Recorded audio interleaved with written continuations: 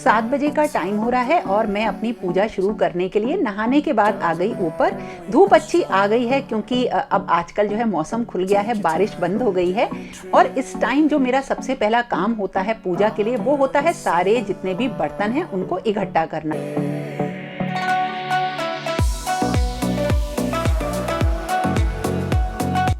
और नवरात्रि की वजह से ये सारे बर्तन बहुत सारे हो जाते हैं और इसके बाद मैं करती हूँ सारी सफाई, जिसके लिए मैंने एक छोटी सी झाड़ू ले रखी है।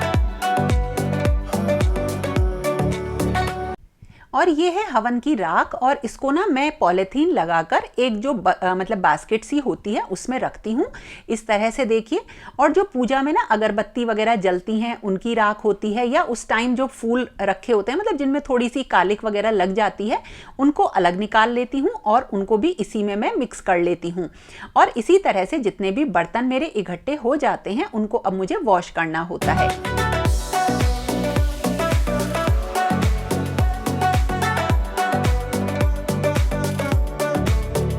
और इन बर्तनों को वॉश करने के लिए मैं अलग से एक जूना रखती हूँ और इसी से वॉश करती हूँ। पीतल के बर्तन हैं ये ना, इनकी चमक चली जाती है, तो इनको दोबारा से साफ करने के लिए हफ्ते में किसी भी दिन जो हूँ मैं पीतांबरी का यूज़ कर लेती हूँ। और अब ये धूप में सूखेंगे और इतनी देर में मैं ऊपर पूजा में सफाई कर देती हूँ। मैंने जैसे आपको बताया था ना कि मैंने क्लीनिंग के लिए, झाड़ू पोछे के लिए एक हेल्पर रख ली है, तो वो करीब 8 बजे आती है और घर की सफाई कर देती है। लेकिन मुझे तो ये पूरी सफाई करनी होती है जो पूजा के सामने की है, क्योंकि मेरा काम ना थोड़ा जल्दी शुरू होता है इस वजह से। तो मैंने पूरी क्लीनिंग कर दी और अब मैंने अपना पूजा का सारा सामान लगाना धीरे धीरे स्टार्ट कर दिया। और यहाँ ना इस टाइम खिड़की है साइड में, तो उससे बहुत अच्छी धूप आ रही है और मेरे जो ज्वारे हैं वो बहुत अच्छे हैं हुए हैं, मतलब माँ शाकंभरी की कृपा समझ लीजिए इसको। और ये है एक टेबल जिसको कि मैं पूजा के थोड़ा सामने रखती हूँ और उसका रीज़न अभी आप मतलब आगे आपको बता दूंगी। एक तो ये इसलिए बहुत काम आती है कि पूजा में ना हम यहाँ पे मैं सारा सामान ला के रखती रहती हूँ और यहीं पर सारी तैयारी करती रहती हूँ। जैसे पूजा के बर्तन आए धुल के तो उन्हें मैंने साफ करके पूजा में लगा दिया, तो एक ये रूटीन सा बन गया है। और इसके बाद जो फूल मालाएं वगैरह होती हैं उनको देख लेना, और फूल तो वैसे भी मैं हमेशा भगवान जी पे चढ़ाती हूँ।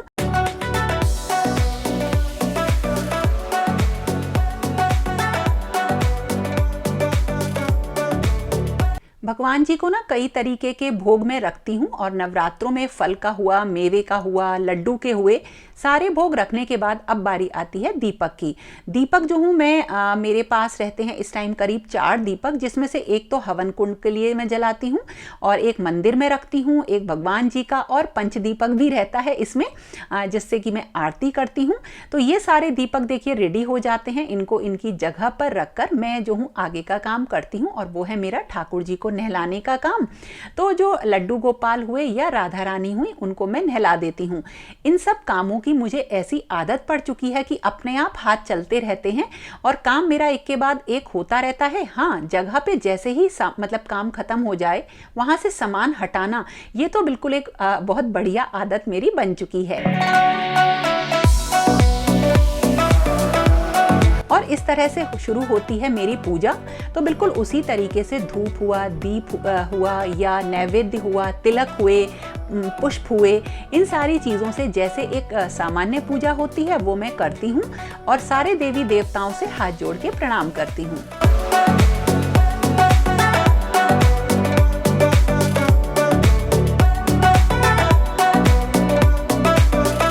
मेरे एक पॉजिटिव लाइफस्टाइल का मैं कहूँ कारण यही है कि मैं बहुत ज़्यादा ईश्वर पे विश्वास रखती हूँ, जिससे मेरे अंदर एक डर रहता है इस चीज़ का कि कहीं मुझसे कुछ गलत ना हो जाए और फिर तो ऊपर वाले के रजिस्टर में अगर उसकी एंट्री हो गई तो बड़ा बुरा उसका फल मिलेगा।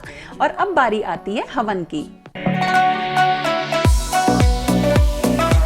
अग्यारी करने के लिए जो हूँ मेरे पास जो मिट्टी का पात्र होता है या एक कांसे का है, इसी में ही मैं करती हूँ और बहुत ही सरल तरीका है। घी डाल के ऊपर से हवन सामग्री डालकर और फिर मैं पूरी जो हूँ पूजा या हवन करती हूँ। और जिस तरीके से भी आप करते हैं उस तरह से करिए और इससे पूरे घर का माहौल बहुत ही ज़्यादा पॉजिटिव हो जाता है।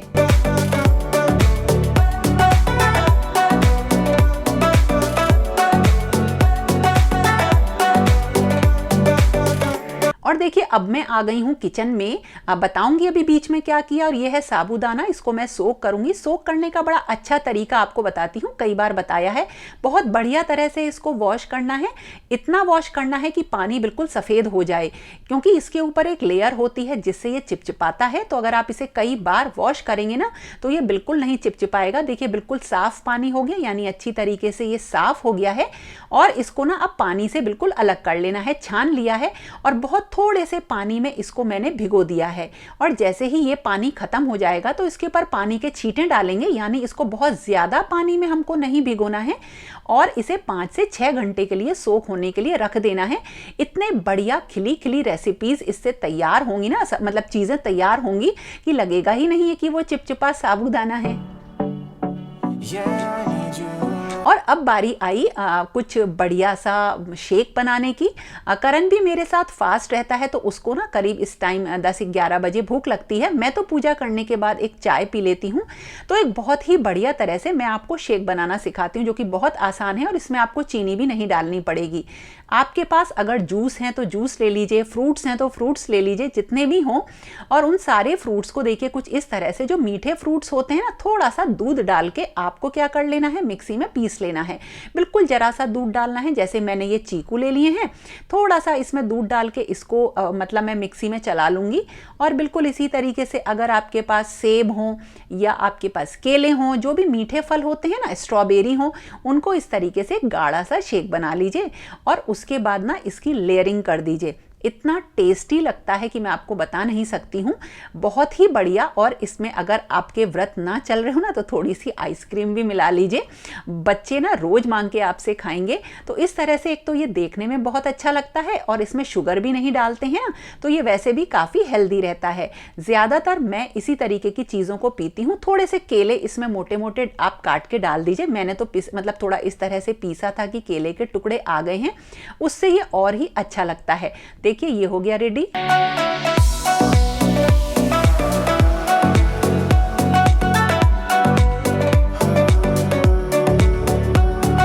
और इसको बनाने के बाद ना मैंने अपने पार्ट किए थे, आगे आपके साथ शेयर करूंगी।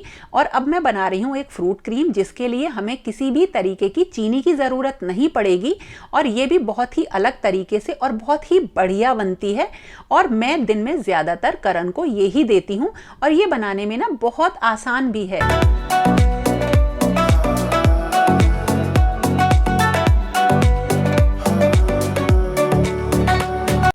ये मैंने कुछ फ्रूट्स कट कर लिए हैं और ये है घर की मलाई, ये है दही और ये है फ्रूट क्रीम।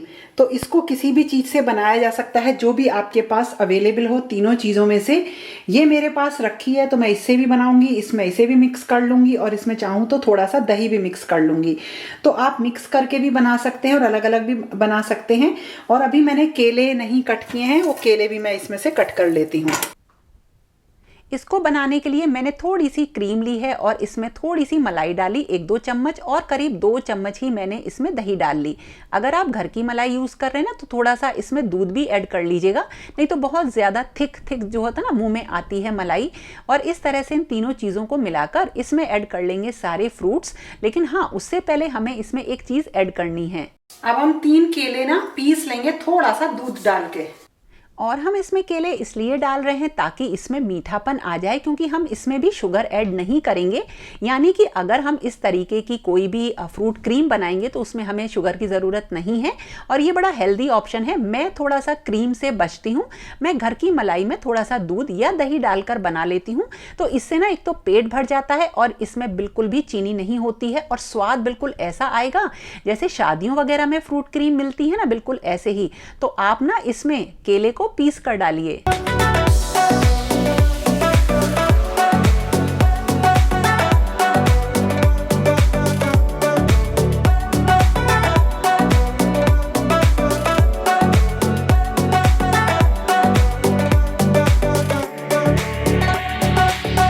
ये बन गई बढ़िया बिल्कुल अच्छी बगैर शुगर की फ्रूट क्रीम। बहुत ज्यादा फ्राइड खाना ना जो फास्ट होते हैं उसमें मैं नहीं पसंद करती हूँ, कम ही खाती हूँ, लेकिन ऐसा नहीं है कि बिल्कुल नहीं खाती।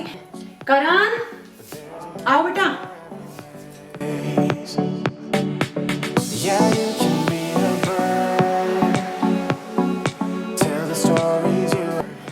चलो मैं भी ले आई अपनी।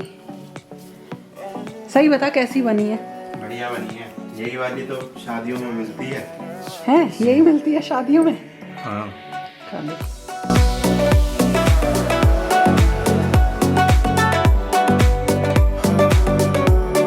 मेरा पाठ करने का समय ना ऐसा है करीब 11 बजे के आसपास, और मैं उसी टाइम करती हूँ। फिर भी अगर छूट जाते हैं तो शाम को कर लेती हूँ या दोपहर में कर लेती हूँ।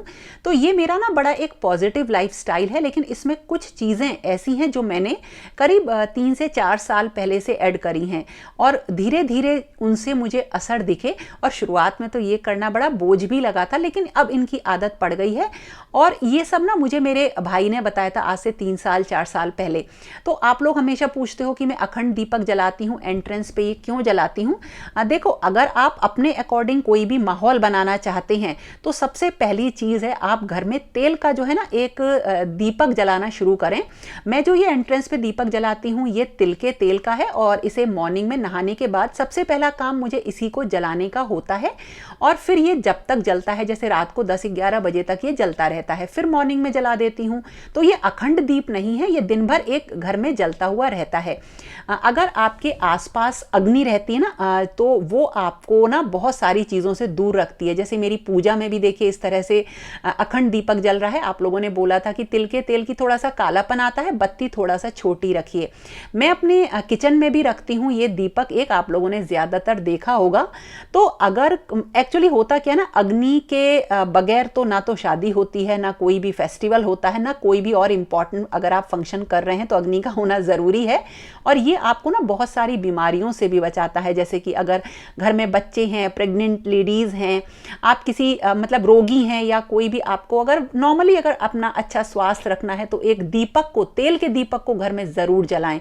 मेरी तो अब आदत इतनी बन गई है कि मैं कहीं रहती हूँ ना, कहीं जैसे बैठती हूँ, अगर कोई लंबे टाइम तक मुझे कोई काम करना है तो अपने इस किचन वाले दीपक को उठा के रख देती हूँ। ये थोड़ा सा देखो खतरनाक भी होता है। अगर बच्चे हैं घर में ना छोटे, जैसे मुझे कुछ काम करना है तो मैं ध्यान रखती हूँ कि इसे ऐसी जगह पर रखूँ कि ये कहीं से गिरे नहीं और कोई दिक्कत इससे ना हो। और इसी तरह से और भी बहुत सारी चीज़ें हैं, जैसे सम्रानी कप है, ये भी मैं डेली ही जलाती हूँ। और ये सारी चीज़ें मैं आपके साथ इसलिए शेयर कर रही हूँ कि दोपहर के टाइम मैं अपने ये सारे काम करती हूँ, क्योंकि मॉर्निंग में तो मुझे इतना टाइम नहीं मिल पाता है। तो आज जो मैंने किया वो आपके साथ शेयर कर रही हूँ कि ये छोटी छोटी सी चीज़ें जो मैं करती हूँ, टाइम लगता है मुश्किल से 10 से 15 मिनट इसे करने में, लेकिन शुरुआत में नहीं कर पाती थी, अब आदत पड़ गई है। और इसके अलावा प्लांट्स, देखो मैं सबसे कहती हूँ कि अपने घर में बाहर अंदर खूब सारे ना पेड़ लगाओ, बहुत ज़रूरी है। अगर घर को एक लाइफ देनी है, जीवन देना है आपको, जिससे कि बहुत ही हाई रेट की एक पॉजिटिविटी आती है, और वो होते हैं कि ज़्यादा से ज़्यादा पेड़ हों। देखिए मेरे घर के चारों तरफ, मतलब सामने और घर के अंदर इतने पौधे हैं और उनसे ना मुझे इतना सुकून मिलता है कि मैं आपको बता नहीं सकती। ये सारी चीज़ें अगर मैं 10 मिनट के लिए भी अपने इस एरिया में जाती हूँ, बैठती हूँ ना, तो ऐसा लगता है कि सारी चीज़ें दिमाग से निकल गई, बिल्कुल साफ क्लीन दिमाग हो जाता है। तो ये बहुत ही छोटी सी चीज़ें हैं, लेकिन इनको मैं लंबे टाइम से कर रही हूँ और इनके असर अब देखने को मिलते हैं। घर के देखिए ये वाला एरिया कितना सुंदर लग रहा है। अभी बंद करके जरा मैं कर्टेंस खींच देती हूँ और अब देखिए कैसा लगता है घर। ऐसा लगता है कि जैसे बहुत ही फॉर्मल माहौल हो गया, बिल्कुल ऐसा डल मुझे फील होता है। मतलब मुझे अच्छा नहीं लगता है, सुंदर तो लगता है लेकिन अच्छा नहीं लगता है। और इसी तरीके से अलग अलग तरीके की खुशबू लगाना, ये भी मुझे बहुत ज़्यादा पसंद है। तो ये कुछ छोटी छोटी सी चीज़ें हैं जो कि मैं पूजा करने के बाद करती हूँ, और इसीलिए आपसे भी कहती हूँ कि आप इन चीज़ों को करो। और जैसा कि मैंने आपको बताया था, आज जाना था कात्यायनी देवी के मंदिर, क्योंकि आज छठा नवरात्र है और वो इन्हीं का दिन होता है, तो मैं ज़रूर जाती हूँ। तो बिहारी जी जाना है तो ये रास्ता है, और कात्यायनी मंदिर जाना है तो ये रास्ता है। तो आप भी अपने रूटीन में शामिल करिए एक ऐसी चीज़ जिसको कि करना आपके लिए बिल्कुल भी मुश्किल नहीं है। आप किसी भी धर्म के हों, उस जगह पर जाइए जहां पर आपको ज़्यादा से ज़्यादा पॉजिटिविटी और एनर्जी मिले, और वो होते हैं मंदिर या जो भी आपके धर्म के अच्छी जो इस तरीके की पूजनीय जगह होती हैं। तो मैं तो ज़रूर जाती हूँ और एक अलग ही एनर्जी फील करती हूँ।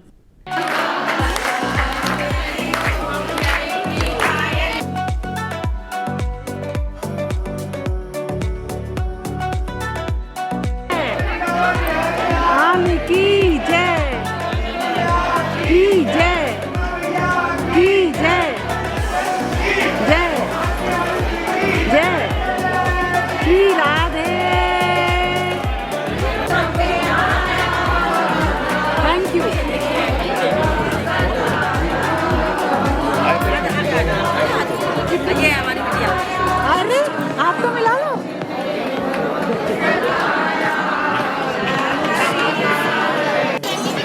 ये मिली है मुझे रेणु जी, ये यहीं पास की हैं, वृंदावन आई है दर्शन करने के लिए माँ कात्यायनी के। प्यारी सी। जय माता दी। जय माता दी।